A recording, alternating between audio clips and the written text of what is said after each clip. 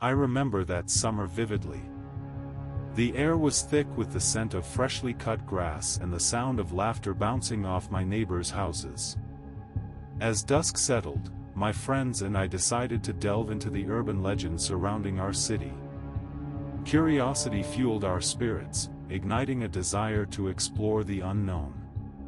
We chose the abandoned playground at the end of our block, rumored to be the haunt of the soul of a child who had vanished there years ago.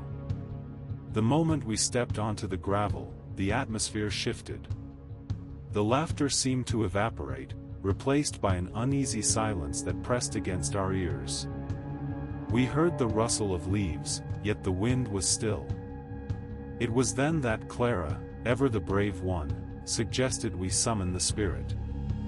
We huddled in a circle, clutching hands tightly as she recited the words she believed would invoke the lingering spirit of the lost child. As Clara's voice trailed off, a chill rippled through the air. Silence enveloped us once more, but this time it felt darker, more profound. The moonlight cast eerie shadows, twisting the familiar into the grotesque. I caught a glimpse of something at the edge of the playground, a figure that appeared just beyond the trees. Its outline, indistinct and wavering, stirred something primitive in me. I felt a pull toward it, an instinctual warning fluttering at the back of my mind. Frantically, my friends whispered among themselves. "Did you see that? What was that?" Their voices trembled, echoing the fear clawing at my insides. I wanted to leave, to run home and forget the night, but my feet felt rooted to the ground. The figure moved closer, always just out of sight. But I could hear the unmistakable sound of laughter, childlike, innocent, and yet utterly wrong. Sweat beaded on my forehead, and I hesitated, glancing around at the nervous faces of my friends. We were all taking in the same horrifying reality. "We should go," I finally managed to say. But before anyone could respond, something shattered the stillness. A swing creaked, as if someone had just hopped on. The chains rattled like a warning bell. The laughter grew louder, harmonizing with the soft cries of despair echoing from the figure, if it was a figure at all. Heart pounding, I pulled away from the group, my instincts screaming to flee. That was my mistake. My cowardice. I brushed past Clara, who reached for me. But something about her expression mirrored the fear etched on my own heart. As I turned to run, I caught one last glance at the shadows by the trees.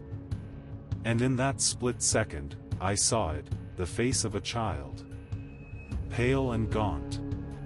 Eyes wide. Filled with a yearning that chilled me to my core. But just as quickly as it appeared, it vanished into the darkness, leaving behind only the horrific laughter ringing in our ears. We stumbled home, the gales of laughter still echoing in our minds, until nothing remained but the sound of our own shaky breaths. We decided never to speak of that night again. But whispers still taunted each of us in our dreams. Fragments of laughter. And the chilling certainty that Clara had stood too close to the edge of something we were never meant to see. Weeks passed. Then months.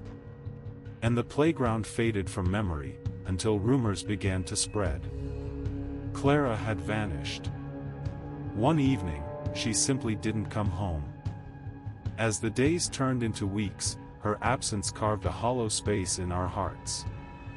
Some of us gathered again, drawn back to that cursed playground, haunted by her silence. But as we stood there, a light breeze weaving through the trees, we heard it. The unmistakable sound of laughter. Childlike, yet sinister. Beckoning from the darkness. We peered into the shadows, gaping, as the apparition emerged once more.